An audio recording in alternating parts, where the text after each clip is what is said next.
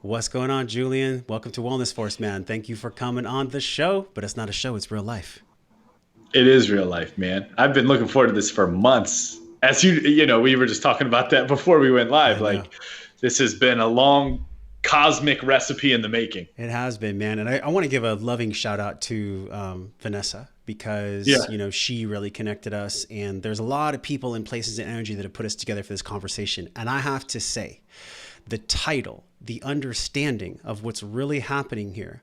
Can you share with us what this actually is, this conscious neuroplastic meditation, mediation, however you want to describe it? It's something Yeah. that I hadn't heard before. And so when you explained it to me, I thought, okay, we all know that the brain hates to change, but there's some Yeah. deep science behind this. And honestly, the timing of it with everything that's going on in Yeah. our world right now is perfect, man. So let's just start with that. Let's just start with Let's what that dive in. actually is, what you're all about, what you do. Yeah. Yeah. So, really, conscious neuroplastic mediation is a framework for changing the brain almost in an architect type way, like a customization type way. And really, it came from this place of you never chose how your brain was wired. You never chose. Think about, and this goes for anybody listening, myself included, right? These are all questions that are insanely valuable to ask yourself. What parts of your personality limit you the most, frustrate you the most, hold you back from expressing yourself the most? You never chose those. You never chose anxiety. You never chose to doubt yourself. You never chose to, be a people pleaser. You never chose to doubt your worthiness. You never chose to assume the worst. Like, these are all things that just kind of happen, right? They just kind of emerge from somewhere in our internal world, and we go, man, this has happened so many times. This is just my air quote personality. These are Yeah. just my air quote traits. Maybe it's a genetic thing, whatever. And conscious neuroplastic mediation is the scientifically repeated and proven process that A, you never chose those. They're not who you are. They're something that you practice unconsciously. And B, they're optional. Like, you can change them. You Yeah. can change them. And what kind of value does that bring into your life? What kind of value does that bring into your relationships? What kind of value does that bring into how you treat yourself, how you treat your business or your profession, right? Like, it really is limitless. Yeah, I It love really this is because limitless. I even think about the term conscious. How Yeah. many things are running below the water? How many things are Mhm. unconscious? And like so many things that you preach about, man, you have this brand, this knowing that people understand from you, and it's like living a fearless life, the Fearless Life Project. And Correct. one of the things that I thought was so fascinating when I started digging into your work was, it's not that like when you're fearless, you don't experience the feeling of fear, which I think Mhm. has a big corollary to what conscious neuroplastic mediation might even be. But Yeah. all of us right now, I just want to go to it because you Yeah. and I were talking about this before we turn on the red button. There's a lot of fear in the Correct. field right now. So how Yeah. do we approach that with this lens of consciousness? Maybe it's conscious neuroplastic mediation. Maybe it's just a higher level of thinking. I don't know, Mhm. but you work with a lot of people across the world. So how are you approaching the time we're in practically Correct. without bypassing it? Yeah. Yeah. 100%. And also, to go back to something we said before the red button, the rules don't change. The universal laws that build and weave and orchestrate everything to perfection, they don't change just because there's something uneasy going on out there, Mm. right? And so when we talk about the laws of consciousness, whether you want to look at these as spiritual principles or just literally quantum principles of the building blocks of reality, cause and effect, oneness, right? You and me are the same thing. You zoom in on you zoom in on me. We're just energy dancing on this fabric. So is the space between you and the screen. So are the vibrations being created by my voice going into my microphone, coming out of your speakers into your ear, being converted into chemical energy in your brain that you break down into symbols. It's just all energy. And this is something that I have lived by literally since, when I lost my mom to breast cancer. That's what truly woke me up. I was 23 years old, and I went through this dark depression and a ton of suffering because I was like, how could life do this to me? I had such a great relationship with life. Why would it do this to me? Mm. Why would it do this to me? Yep. Why would it single me out and do bad things to me? And that put me on this journey of consciousness, because as a 23-year-old, I was anything but conscious. I was just doing regular 23-year-old stuff, right? I was like kind of a knucklehead, but whatever. And here I am 7 years later, and I look back and I look at like life wasn't singling me out and being mean to me. It was waking me up. It was actually moving me in a direction where I could step into a fuller expression of life. And if my mom's energy and my mom's consciousness aren't tied to her mind body, which is what my ego thought, well, then I didn't even really lose the essence and consciousness of my mom and the connection to her. And this is ingrained deeper than ever after my ayahuasca work 2 weeks ago. All of this was just blanketed clearly on my consciousness. It seems like beautiful. Dude, beautiful, beautiful work. But so please, for someone out there who's like, how can we trust that something bigger is orchestrating this? How can we trust that this is actually for the good and betterment of life? Is I've walked through it personally, even something as gnarly and painful. And, at a certain point I didn't want to be alive anymore when I was going through this loss and this grief. I can look back on it and look at you directly without stuttering or without doubting myself and say it had to happen, and it happened for good. It happened for good. It happened to wake me up, to bring me into purpose. And actually, I never really lost the essence of my mom. I never lost what she is. She's still actually here. So I'm having my cake and I'm eating it too. And so really the essence of what I'm saying is life supports life. There can be no other way. If we're all the same thing, if we're all the same energy, dancing on the same quantum field that weaves us all together, this life force can't work invertedly upon itself, or there would be atomic collapse. Like everything would just collapse into a black hole if infinity divided itself and worked against itself. And so that is the knowing I bring into every day, that even though my five senses can't see it yet, come on, man, my five senses don't see the whole picture, and neither do yours. So there's this trust in something bigger. But I just, with my clients, with my business partners, with people freaking out in the market, with my sisters, like I just say, like, life force can only support life force. Life force is like a river that only flows in one direction. So This is no different. Yeah. This is no different. And life force can be directed as well, because just like water in a river or a man-made dam, that water can be channeled and controlled for higher good or for darker energies. So I totally agree. And I love what you're saying. I love your perspective, actually, because it just brings me right back to moments that I've had like that. And I think your perspective is really refreshing. I think people really need it right now.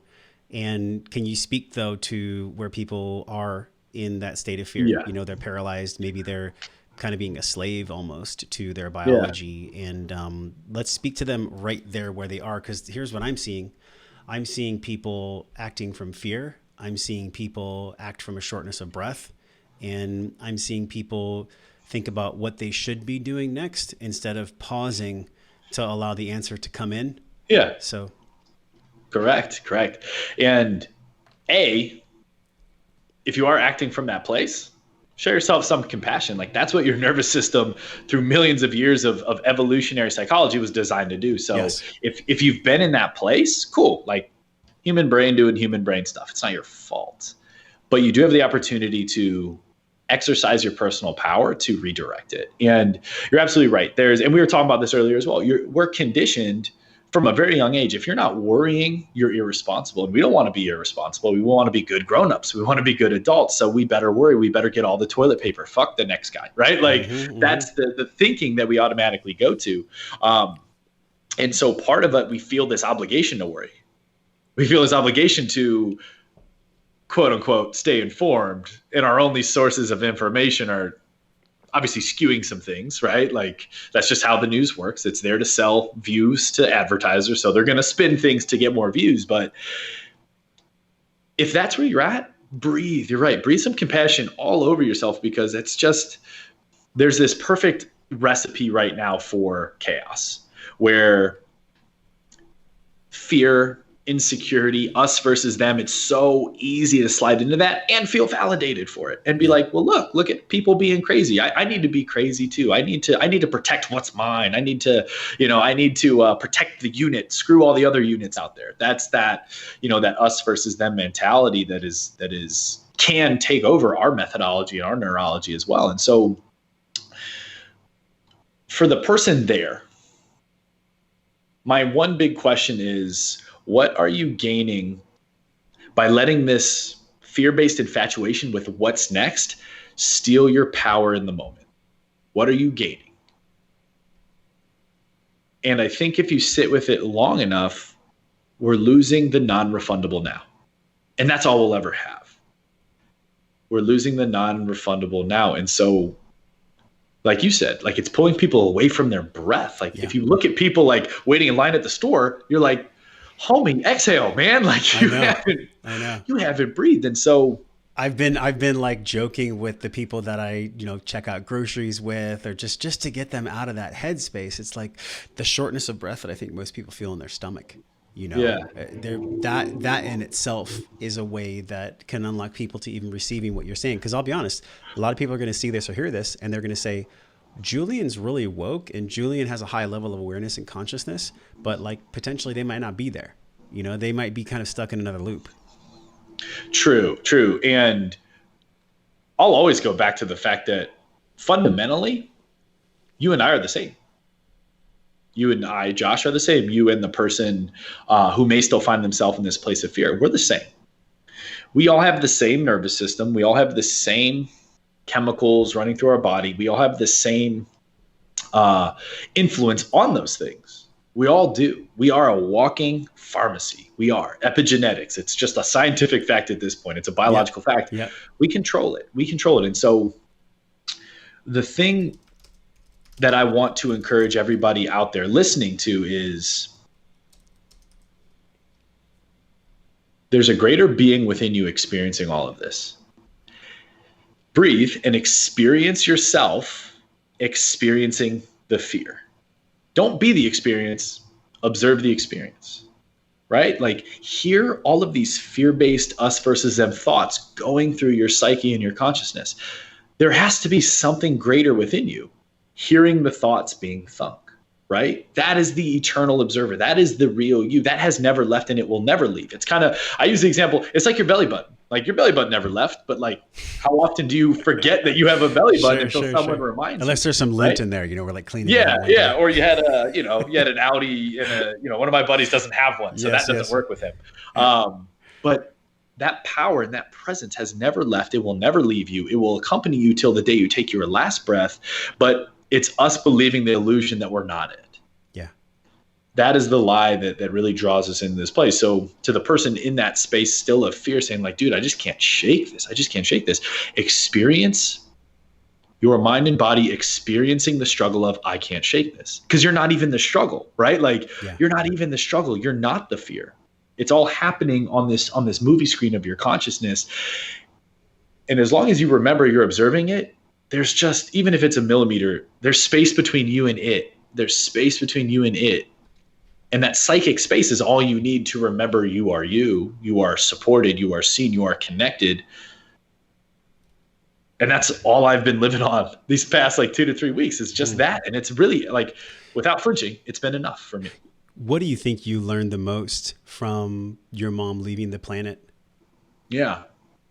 So for the listeners out there, 2 weekends ago, I went into the mountains of central Mexico to do some deep, deep ayahuasca work. And ayahuasca is one of those plant medicines where it will show you exactly what you ask, even if it has to walk you through some really horrible things to get you to that light, right? And so I had a very specific intention of, even all of the work I've done on myself and all the work I've done to heal others, I've still have felt this heaviness on my heart. And in that heaviness comes judgment of myself or others. And it's something that I was hyper aware of it, but it would just fire off automatically. And I was like, man, this is really ruining my experience here. So I want to know where that comes from and I want it to be gone. And so I take that into my intention with the ayahuasca, and the ayahuasca shows me, right? You have a shield over your heart because it's fucking broken. It broke when you lost your mom because my mom was my source of love, man. And so when I put her in the ground, subconsciously, this love went down, right? And so I was like, well, if love is gone, I need a shield over my heart because now it's really vulnerable. And it literally was just slashed and smashed, dude. And so during the ayahuasca work, one of the energy workers was like, you need to come to the altar in the middle. You have a shield over your heart. And I like, are you ready to let it go? I can't do it for you. I need your consent. And so through Reiki and all this stuff, boom, he pulls the shield off my heart. And I come face to face with the fact that, yeah, like I've had this little distancing, this little fear-based shield ever since I lost my mom. And so ayahuasca was like, are you ready to see the truth? And so, dude, I literally had to replay my mom's death, I don't know, maybe 12 times in my head, 15 times in my head. Wow. Like, it was brutal. The person, helping me through this was like, you cried, you wept and sobbed for 5 hours. I was like, yeah, man, because of what I was seeing. But eventually, after seeing this loop, I saw my mom and I heard her voice. She's like, Julian, come on, you don't get it. I was like, what? You got to show me. This is brutal. She's like, I'm the moon, man. I'm everything. Like, I'm the moon and I'm the light, and everything that the light touches is me. And I'm just sharing my well-being with you. Like, I'm not just the skin and bones they put in the ground. Come on. And I was like, you're so right. You're so right. And did then you see her face? Like, did you actually? Oh, dude, I saw her face. And, she's like, stop doing this. Come dance with me. And we danced, dude. We danced for hours. We danced at my wedding, like all these things I never got to do with her. Oh, and while this is all going on, there's people around you singing hymns, right? There's people around you singing these really powerful hymns, and they're all in Portuguese because they're from Brazil. But I had a translator. I had a book translating, and literally I kept seeing my mom turn into the moon and the moon shine everywhere. And then I come back to consciousness. The song they're singing is, I give thanks to the moon because wherever her light is, I am, and she gives me her well-being everywhere. Like, that was the translation. I was like, how whacked out is that I kept seeing my mom be the moon? And so all of this to say that I'm now more certain than ever that when she left the planet, at some earlier point in time, my soul and her soul were like, all right, this is what has to happen so that I can wake up and you'll never actually leave me. I'll just believe the illusion that you left for a couple of years, and then we'll link back up and we'll really achieve this deep level of life and fulfillment that, unless you went through the illusion of losing me, you never could have had. And that's where I'm at today. And that's where, again, like during this time of uncertainty and fear, I'm just like, man, if something as crazy and painful as that was to wake me up and bring me to a better, stronger, higher, lighter place of love, like whatever's going on now with the market and with security and with our way of life, and, it can't be bad. It can't be a call away from consciousness. That's just not how it works. I just want to give a moment for that to land, because I was like there with you, the way you described that. Just seeing and feeling that. And it was like, I was in the ceremony with you. Like, that's how strongly I can feel it from you. And the question that immediately surfaced for me was, what do you think it did for service to you? Like, how does it serve you that she's no longer here? Because so many people, Julian, so many people deal with this, where they're young and they're in that development curve, or they just, miss their loved ones that aren't here anymore. But what served you about that? Like, how is it of service? Yeah, dude, that's a powerful question, man. And a beautiful one too, because it's easy to get into that mindset of, again, like embody the ego. And I, Julian, had my mom taken from me. How dare God, universe, do that to me? Why do other people get their moms and I don't, right? It's just a lose-lose game. And so in terms of how it has served me is, one, I don't want to call it a sense of urgency, but definitely a sense of there is no later, it's always now. So why the hell would you wait if there's a call on your heart? Right. And so I guess you can call it urgency, but not like the panicked kind, like, oh my God, I got to do this. I got to do this. But just like this straightforward call to heart-led action. Like, dude, it's only going to be now. Even if you wait 10 years, that's just the illusion of time going by. It's still always now. Let's do stuff now. And so if you look kind of like at the trajectory of my life until she died, it was kind of like this linear line, not doing much. And then when she died, it kind of took a dip. And then this parabolic curve to the moon, like shot right up. And so as far as how it served me specifically, A, it woke me up. B, it allowed me to lead. It allowed me to step into the fact that I'm not the center of this universe, right? Like I'm a co-creator with something bigger, and I'm here to serve. Like I always had that whisper, I'm here to serve. But when she died, it's like, dude, you're here to serve. Like, stop pretending you're not here to serve, because you're here to serve. It doesn't matter if you're 23 and you're a knucklehead, like you're here to serve. Yeah. So that is obviously a gift where the value cannot be measured in human currency, right? Like it's just, dude, this is everything. there's so much there. And I just want to honor the fact that you've done this work and you lead people to do their own unique individual work, whether it's through a specific tool that you have, like the conscious neuroplastic mediation, but also just your intentionality and your ability to hold all these things like fear and anger and frustration and sadness, and then come out and extract that gem, that piece of wisdom where it's like, oh, it happened because I'm here to serve. Like, that's way different of a narrative than so many people that preach the good vibes only or the spiritually bypassing stuff, right? And that's a plague of its own. So as you navigate this world of having people that are in fear, they're creating things, you know, maybe they're stuck in loops. How have you used your own life and your own story with your clients? Like, do you share that deeply with them? Yeah, 100%. And one of the first things I have them do is, you know, sometimes it's really direct and sometimes it's a little more subtle based on where they're at and their temperament. But I'm like, hey, take off the fucking mask. I'm here to serve you, and I can't until you show me who you are.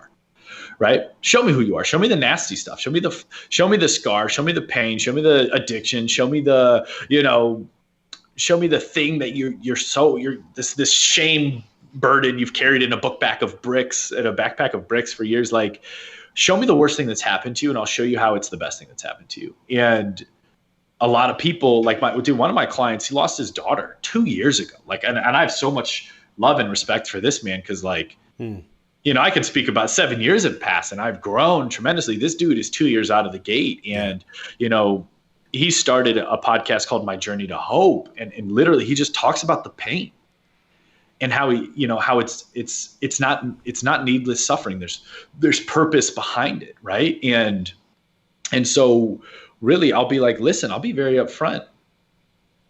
I get you perceive that what you're going through is this huge problem.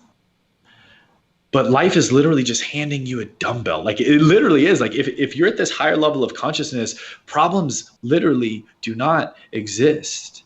There is opportunities to surrender and opportunities to expand, but there really isn't this life singling you out because you're defective and you deserve it. That just doesn't happen.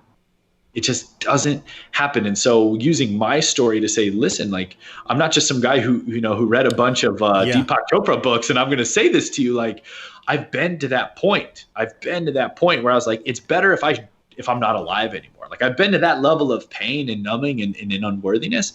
Like, and I can look back on it with love and appreciation. Like, so I promise you, what you're walking through is shaping you in a masterfully loving way. It's just your ego is perceiving it as pain and suffering. Even if it doesn't feel like it, right? Because I've gone deep into this myself. You know, the feelings universally are held in the mind, but emotion is from the body, like energy and motion. It's stored in the body. So when I think about the way that you help people overcome, and I think it's even more amazing that you call yourself an overcomer, you help people overcome this. It's a confusion, man. You know, the difference between emotion and feeling. Can you lay that on top of conscious neuroplastic mediation? Like the difference between a feeling and an emotion, and lay that net for us so we can understand like what this actually is. Cause it's fascinating. I've never really come across this definition. Yeah. And this is huge. And this is why I'm so excited for, you know, guys like you and shows like this and movements like this and conversations like this, because the paradigm is shifting. It really is. So many of us, we're under the illusion that, you know, our thoughts create our emotional state, right? I had an angry thought, therefore I'm feeling angry. Yeah. I should change my thoughts so I can change my feelings. And so that's really not the case. So a lot of us, when we're living at lower levels of consciousness, we're stuck in feel, think pattern. So the feeling actually comes first. The feeling comes first, and the brain at that point is just a sock puppet creating a scapegoat to legitimize the feeling. So let's just say you learned how to worry from your parents. At a young age, you learned it. You learned how to feel it. You learned the physiology. You learned the body language. You learned the breathing patterns. Your body learned the hormonal response to it. Boom, you learned how to worry. Now, just like you were saying, and just like driving a car, shooting a basketball, whatever, you practice something enough, the body gets better at it than the mind does, right? Locks it in. So a lot of people, dude, they wake up and they worry. They wake up and they feel worry simply because they're good at it. But because the mind and the body are homies, the mind comes in and goes, okay, if we're feeling worry, I better find something to worry about. Money, toilet paper, the coronavirus, oh man, what does my neighbor think about me in the car I'm driving, right? Like, how do I look in these shoes? Dude, exactly. Does this outfit make you look all right? The dialogue is a fucking lie. The dialogue is a justification of a feeling you memorized 20, 30, 40 years ago. It is useless. It is useless. So many of us, we have these feelings locked in our body. And here's the test, folks.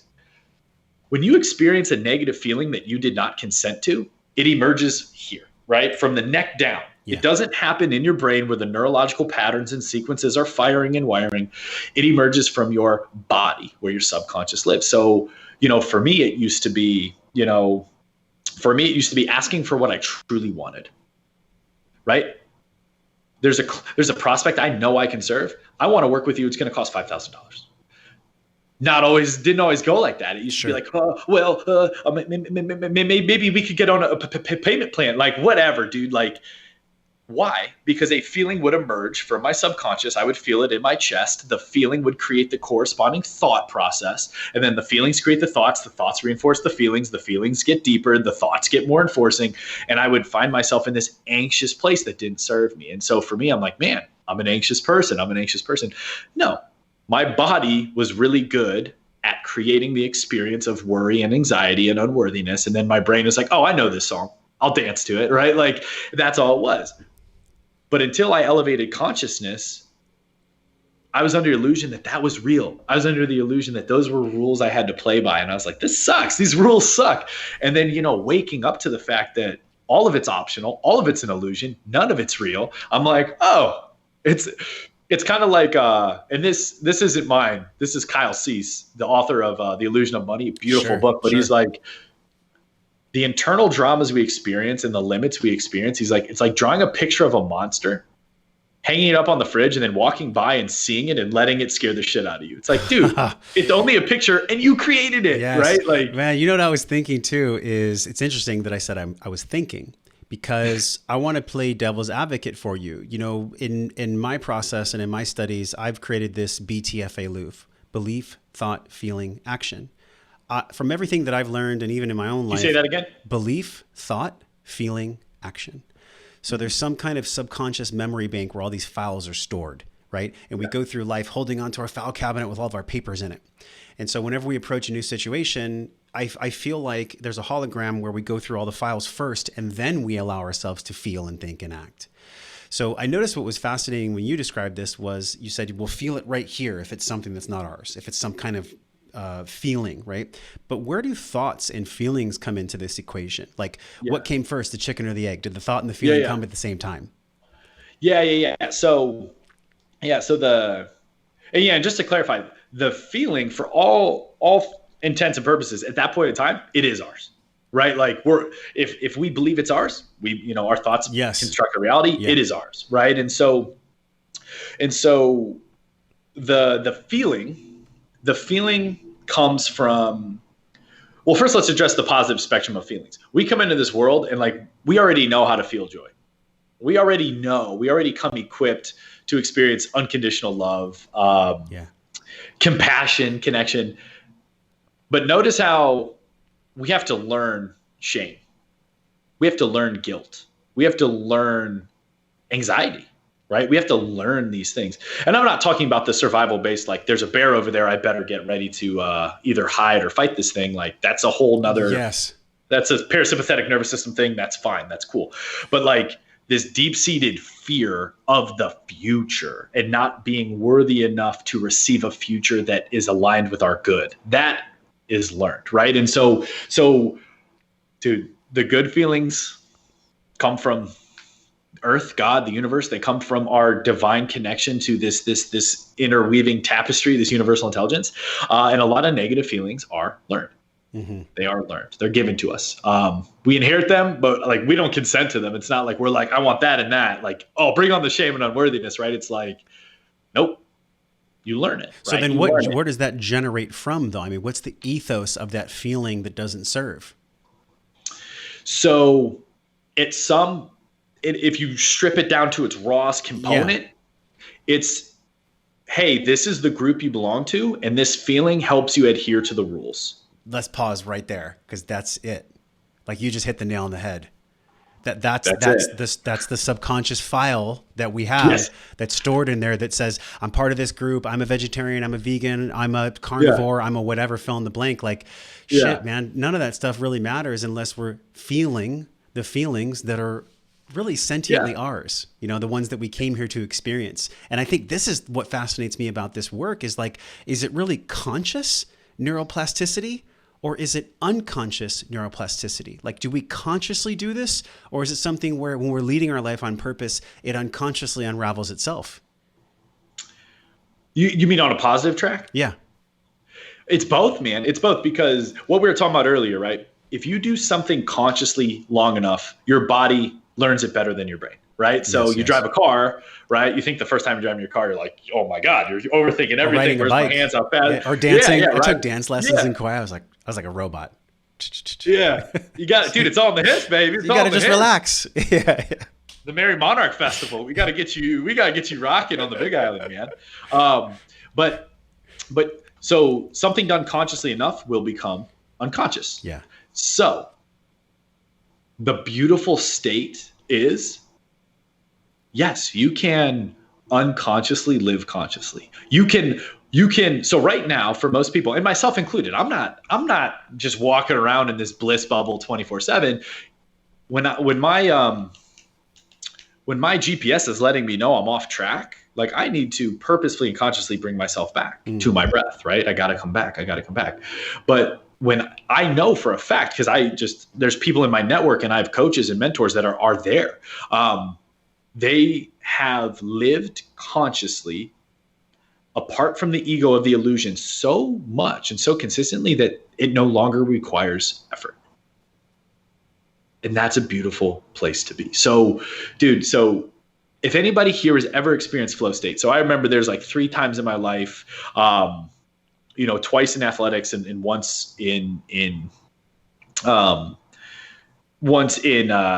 creation, right, where I was creating a course and it just like I just kind of like blacked out and the course was created. I was like, whoa, right? That's but like some serious flow state right dude, there. Yeah, but like this flow state where, and I remember on the football field, man, like I was like, I'm the dude with the ball. I already know where he's going to be. I already know what he's thinking. Bam, I'm there. Right. And like these games with like 18, 20 tackles and like, this is all D3 football. So I'm not saying I'm the coolest dude ever, but like, it was just like this unexplainable state. But the one commonality all these states share is I wasn't thinking, I was knowing.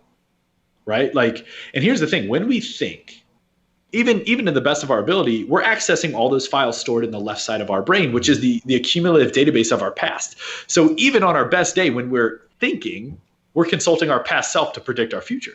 Whereas I challenge you, Josh, and I challenge anyone listening, give yourself credit. You know so much. Yeah. And when you operate from a place of knowing, just the wildest, best shit happens. This reminds me of Hawkins, where he talked about, for some people, dude, the greatest space is the space between the head and the heart. And for some people, it's 12 inches. For some people, it's 10 or 8, but it can feel like 4 miles, because the awareness to combine the head and the heart is really what you're talking about, where we're not just living from the neck up, but dude, our entire society is built on living from the neck up, constant comparison, constant consumerism, constant, unconscious living. And that's why I think we're at this place right now where, even though it's real uncomfortable, it's uncomfortable for me, it's uncomfortable for a lot, but there's in the background, I feel like there's like this celebration. People are going to call me crazy. Dude. People are going to call me crazy. You're 100% right. I feel like there's this celebration that's happening at the same fucking time. It's like a snow day, dude. Yes. It's like a snow day. So we're all on perpetual snow day, and we're being faced to see what is our truth. Like, what's really going on here? What's going on with you and me and us and all these things? And I'm excited, and I'm also curious, because I don't want to get in the doldrums. I don't want to get in these loops.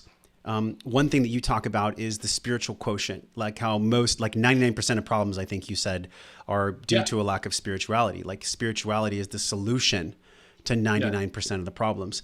I couldn't agree more, but I'm curious how you came up with that. Like that ain't from just one ayahuasca journey.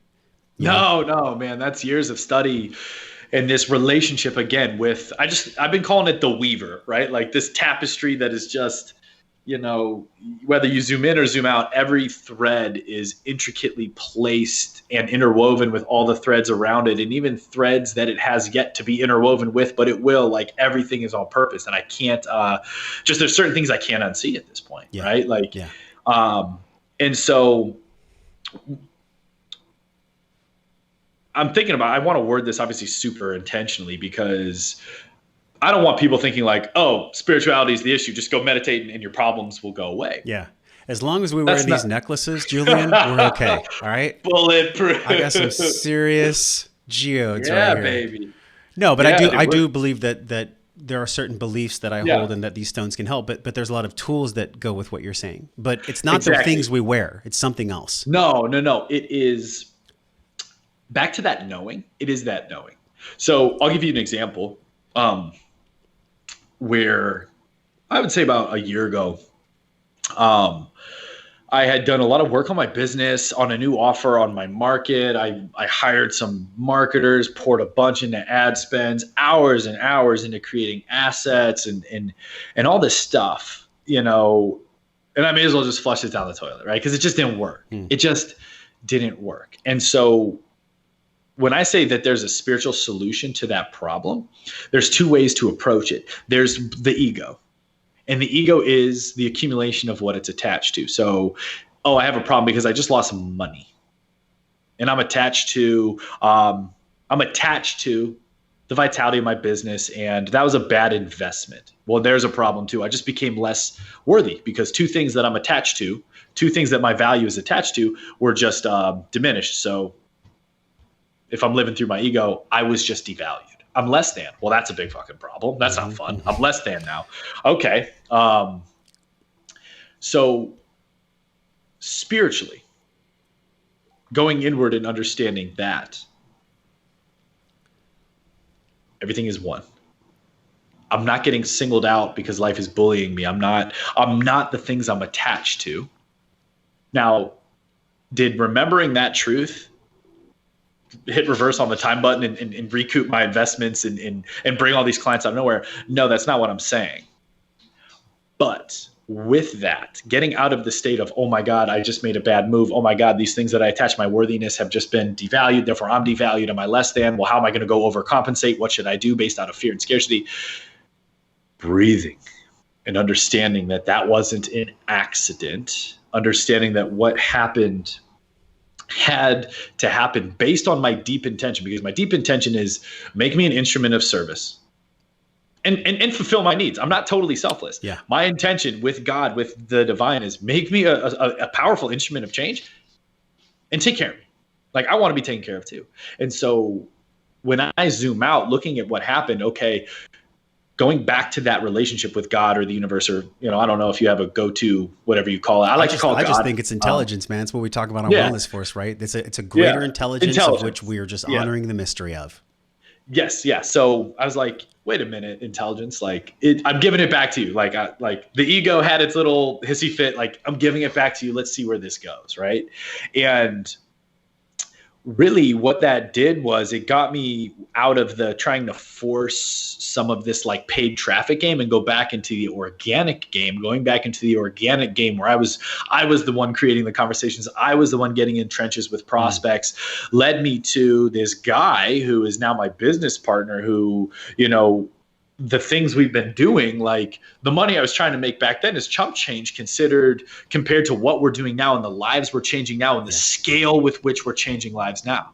So by surrendering to this greater intelligence, right? It was a bad investment, dude. Money ebbs and flows. It's not, you know what I mean? Yes. Like beauty happens. So when you're in that point, and this is like the precise laser question, when you're in that point on your verbal knees, emotional knees, and you're down on the ground, what was it about you, or what is it about you that allows you to see the different perspective where you can surrender and you can reconnect with the higher intelligence? Like, what is it about you that allows you to have that awareness when you're literally beat down, when you go through a failure? Yeah. Remembering what's true.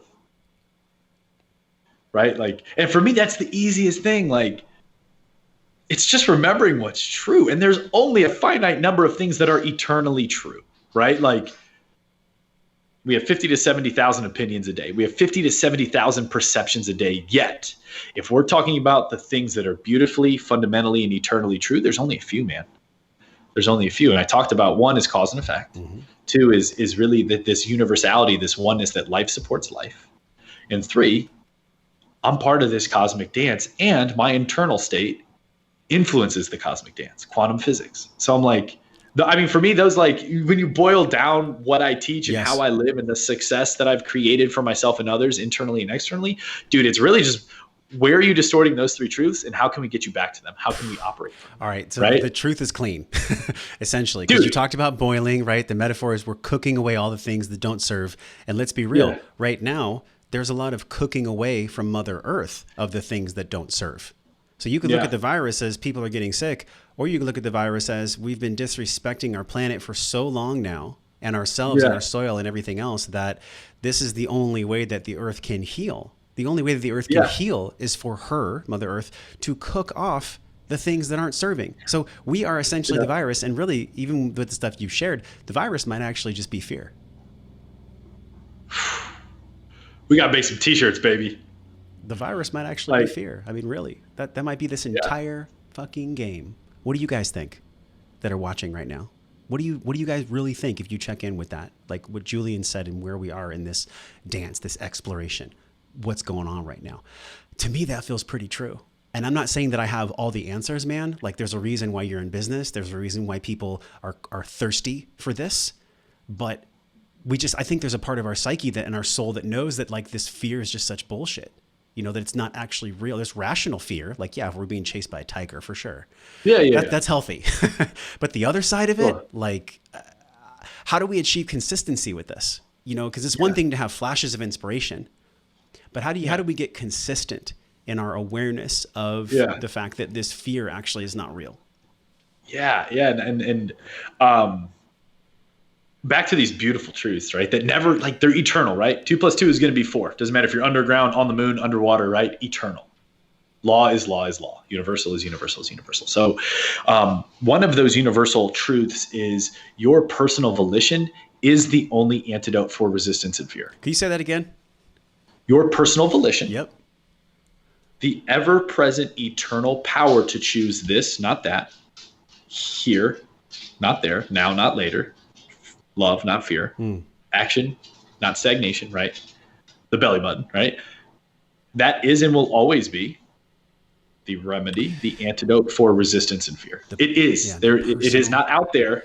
It is in you. Just feel into that. I'm almost like feeling like a little guidepost or like a little compass on each one of our chests. That's our personal volition, right? Is that how would you say that in an expansive way? Personal volition. Personal volition, the power, man. It's that internal power as the observer, as the experiencer of the experience to direct, right? So here's the thing, right? Like, I can ask you, hey man, what's your favorite food? Picture it on the plate. I'm kind of feeling like some chicken, rice, and vegetables right now. I mean, picture it, man. It's just right there. Picture it on the plate. See the steam coming off. See the color, the juxtaposition of the color of the vegetables. It's from Butcher and Box. Brown. It's my favorite. I'm down. Cool.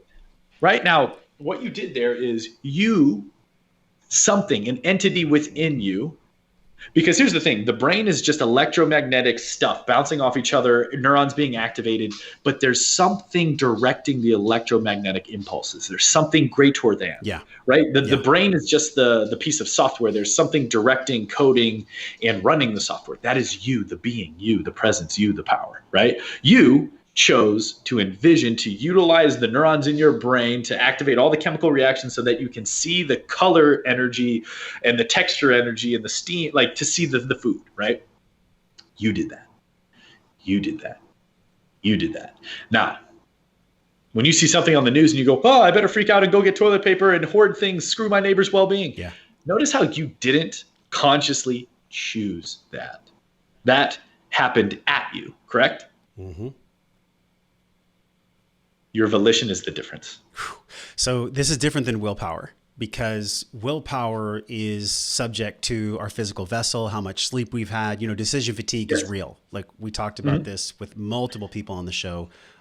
One person that comes up for me specifically on this is the work of Charles Duhigg and the habit cycle. But someone even more powerful is Dr. Dan Pardy, where he talks about this space between knowing and doing.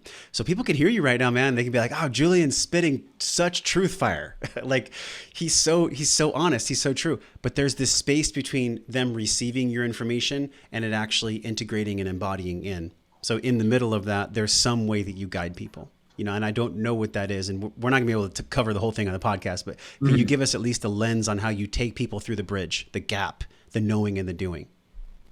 Correct. So let's say there's something that you know that serves you, that you're not doing, right? In that gap is a feeling, a negative feeling. If there were no negative feelings preceding things that serve us, we'd all do things that serve us all the time. That is a fact. Feelings drive us. Not logic, feelings, right? That's why dudes buy motorcycles. The feelings drive us. Plus they're cool, but anyway, I just feel like they're cool. But anyway, so if you pay enough attention, the thing that you know serves you, that you're not doing, the gap between knowing it and doing it is a feeling. Now, back to the volition thing. There's feelings we choose. When I choose to hug my wife, I know what I'm choosing to feel, right? Back to the example where, stating what I wanted someone to do. I wanted to work with a client. I know my value and I know that they need it. In between, and I know that would serve me and them. I knew it. But between the realization of what I know and converting that into external action where the other person can experience it, yes, a negative feeling emerged. From my body, not my mind, from my body, meaning subconscious, right? And it is completely radically altering your relationship with that feeling. That is what will bridge the gap. Because most people see the feeling as weakness, right? Or they Exactly. feel the feeling and they go, that's a marching order. Got it. Right? Yeah. But I dare you to test your ability to feel it. And instead of having a dialogue about it, instead of resisting it and trying to pretend it's not there, but it's still kind of there. So now you're like aware of it, but you're pretending you're not aware of it. Like instead of all those things, choose it. I'm anxious. Why am I anxious? Oh, because for a while I believed that my worthiness was attached to something outside me. Okay, well, I've done enough work to know that's not true. Okay. But my body still thinks it's true. Okay, well, let's let our body feel it for right now. Yeah. Let's just, David Hawkins, that book, Letting Go. Let's choose it. Choose the feeling. Like every emotion is energy in motion. Maybe for the first time ever, truly allow yourself to feel shame instead of resisting it, neglecting it, telling a story about it, arguing with it. Like, just feel it. It's okay. Just allow yourself to feel it. Get acquainted with it. And here's the thing. Every negative feeling eventually wants to be released so it can transmute into its positive counterpart. We're the ones that trap it, right? We're the ones that trap it. So really, truly feeling it, and acknowledging it. Yes. No stories, no projecting it into the future, but present moment feeling it. That's what allows you to break free from it. Oh man, this is so powerful because in so many words, what you've described is the permission and the actual awareness of feeling something is what allows people to cross the gap. So it's the life raft. It's like feeling it is actually what allows people to get the life of their dreams by actually feeling it. But I'll say, especially with my background and where I came from, I did not necessarily have access to the kinds of tools or ways of being that allowed me to feel things. And so I think for a lot of people, and I'd love for you to speak on this, for a lot of people, man, we might feel, or someone might feel that if they explore a feeling or if they allow a feeling to bubble up, that it'll be there forever, that they'll get stuck in the feeling, right? Like I can't allow myself to explore that ocean because I might get stuck on the bottom of it, right? But that's also a lie. I'd love for you to riff on that. Also a lie. So A, it's just not true, right? Like that is not, of those universal truths, that is not one of them, right? That is us leaving the moment of now to use the past to try to predict the future. Doesn't work. Stop doing that. Stop consulting your fear-based past self to project your future. You don't deserve that. So one, it's just not true. It is just a pattern that we've been taught, no, this is how grown-ups operate. Yeah. Worry about this, yes. Right? The second is like I said, and when I do this with clients, I literally say, like, envision turning your pillar, your core, into a chimney. And for the first time ever, opening the flume, I think it's called, or flute, or whatever the hell is the top of the chimney, flute. Right? Yeah, something flute. That I don't, flume or flute, right? And it's like all that negative energy balled up in your body, it just simply hasn't gone acknowledged and felt. It may be from a stimulus 20 years ago. But to the unconscious mind, it's always now, because your unconscious mind is right. It is always now. And so what happened, 20 human years ago is still being held in place by the same 3 pounds of meatloaf between your ears, because it's always now to that organism, that thing. So when you truly feel it and you open up that flume and you let it work through your body, and again, don't resist it. Don't tell a story about it. Because a lot of us, we want to go, that's guilt. I'm ashamed of guilt. That's anger. I feel guilty for anger. It's like we assign negative value to the negative thing that we're allowing to work through us. No stories. Literally, just choose it. Be here now with it. And here's the thing. Suffering comes from the story we tell about the negative emotion, not the negative emotion itself. So there's nothing actually wrong with the anxiety passing through you until you tell yourself a story about the anxiety and what it means and what it's going to mean. Yeah. Right? Like, and so even for me, for like grief, when I was grieving my mom, I was like, nothing wrong with this. But the second my ego came in and said, you shouldn't be grieving, or, I can't believe this happened to us. How long is this going to go on for? Will we ever be normal again? Like, the story is what caused the suffering, but the negative feeling working through me, like, it was pure and it was good and it was needed. Looking back, can you feel into a time where this awareness could have served you the most? Right? Like the way that you've been able to navigate that. Yeah, man. When I transitioned from fitness coaching to deep transformational coaching, I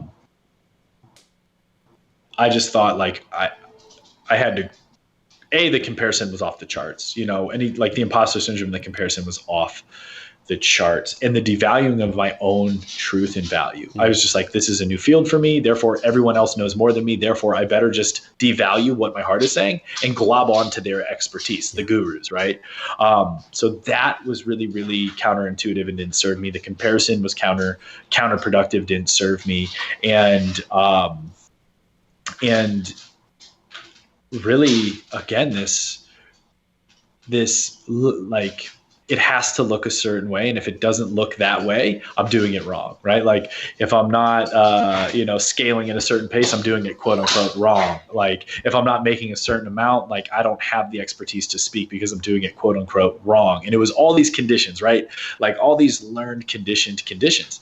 And man, if I knew what I knew now as I transitioned, into deep transformational coaching, like, it would have been, it would have been a lot more seamless, but at the same time, man, it had to happen that way. I had to see it the hard way so that I could create the juxtaposition of how it is now. But yeah, like, looking back, like, that was a time in my life when I really could have used this type of work. Man, I've so enjoyed just a quick look into your mind, into the psyche, and also really, even more importantly, into the feeling, the presence and the power of your heart. Likewise, really man. what you represent to this world. Like, it's funny. I think when people hear the phrase overcome, there's almost like a hardening to them, and I see people like David Goggins, stay hard. It's like, that's serving to a point. But I love the way that you've taken this word overcome and you've allowed it to actually be like a powerful softening into the Yes. truth. And Yeah. that's a juxtaposition, and that's a different viewpoint that I think is going to serve people not only in your community, but every single person that hears this in the Wellness Force community who's been with us on Facebook right now. And I have to ask you this question because, well, first of all, I get to because it's my show and I love asking good questions. Yeah. But the one I want to ask you is that we find ourselves at a really, really, really challenging time, and we also know that we are connected to this higher intelligence. So knowing that within intelligence, there's spiritual, there's emotional and physical, how would you define wellness? If you were to define wellness, what does that actually mean to you to live your life well, to be well, to have well-being? Yeah. So wellness really is not only orchestrating your life in an intentional way that lights you up, but having the resources to do it. So if you don't have the time and energy, so my wife and I were going to go paddleboarding after this, right? But if we did all this work to live near the water, but we never crafted the mental time or the physical energy to go do stuff like that, that's not wellness, right? So it's not just looking a certain way in the mirror or hitting a certain number on your macros. It's, can you operate in your life with more flow than force? And do you actually have the resources to enjoy the life you've built, right? The physical resources of energy, vitality, time, and clarity, space, whatever you want to call the mental equivalent of that, right? And so it's having your gluten-free cake and eating it too. That's the coolest answer I've ever heard. Having your gluten-free cake and eating it too. I knew that would resonate with the-flp.com is your website. Julian Rosen, coach, overcomer, thought leader, but way more than that, man. You're a spiritual brother who I definitely am so grateful for Vanessa to connect us. Yeah, and she's incredible. So shout out to Vanessa Lee Yeah. and the seed and what she's doing with healthy organic foods. Yeah. And also let's take the power back. Let's do it right now because we say so. It can be that simple. And then of course the work to fortify that decision comes through people like you. So where can people connect more besides the-flp.com? Yeah. So before I share that, I just want to let your listeners know that they've struck gold with this. This is not the normal, right? The amount of energy and effort that you put into this, just what it takes to get the nightmare that can be scheduling, right? And getting good people, resonating people, alive people on, you jump through so many hoops and you push forward to get the right message out for your audience. And a lot goes into the production and all that. So you guys, he's great. And if you haven't told a friend about this show or left a review or shared it, please do. Cause this guy is, he's poured his heart and soul into it. And, sometimes as a consumer of the show, you kind of forget. You're just yeah, every week there's going to be something awesome. But there's going to be a gourmet meal for your ears every week. Right. Yeah, so definitely show some love to this guy in terms of sharing the message and liking and reviewing and all that. And then for me, Julian_fearless life on Instagram. That's, every single day putting out stuff and, free resources, meditations, morning routines, consultations, trainings and stuff like that. So that is I like to interact with people there because it's easy and you can send videos and be funny and stuff. So hit me up on the gram. Cool, man. Thank you for dropping all this knowledge today. And if you felt something, share this podcast. Go to Julian's site and share this message with friends because, gosh, this is the time. We've done all this work, man. Anybody that's done any work on themselves, this is the time to actually be in the application, to do the thing. So from a place of love, not white knuckling it. Julian, thanks for coming on the show, brother. Dude. Thank you so much for having me, man. Love what you're doing. And again, shout out to Vanessa for connecting us because it's just a super powerful friendship that's just starting up. Cool. We'll go to wellnessforce.com/group and we'll talk more about Julian there. And until we do, today, every single day, every single moment, I'm wishing you love and wellness. Peace.